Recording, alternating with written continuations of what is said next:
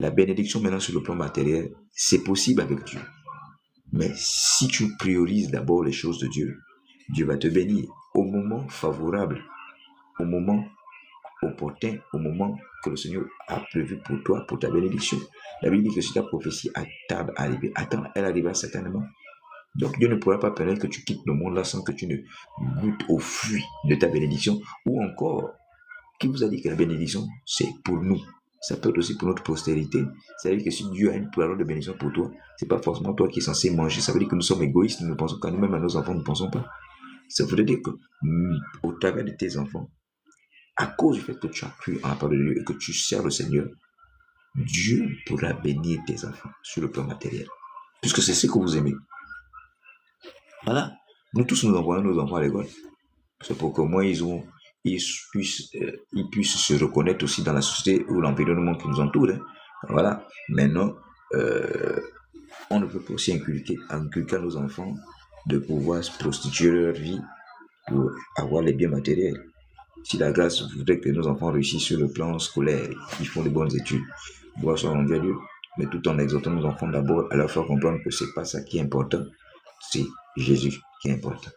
Voilà.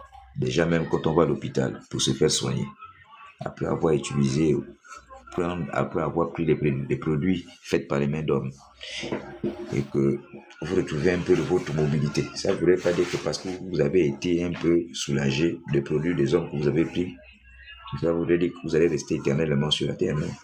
Même quand on est guéri sur le plan physique, après avoir pris les comprimés des hommes, faits par les mains d'hommes, est-ce qu'on ne quittera pas la terre? Tout le monde est appelé à quitter la terre. Donc, tout ça là, c'est pas important. Mais quand tu quittes sur cette terre-là sans avoir connu Jésus-Christ et sans avoir été baptisé en son nom, sache que tu auras une récompense. Et cette récompense, seul le Seigneur sait. Parce que je ne te condamne pas. C'est le Seigneur Jésus-Christ qui sait au moment qu'il va nous juger tous. Parce que moi, j'ai ma récompense. Je sais que le Seigneur va me récompenser selon mes œuvres. Je sais.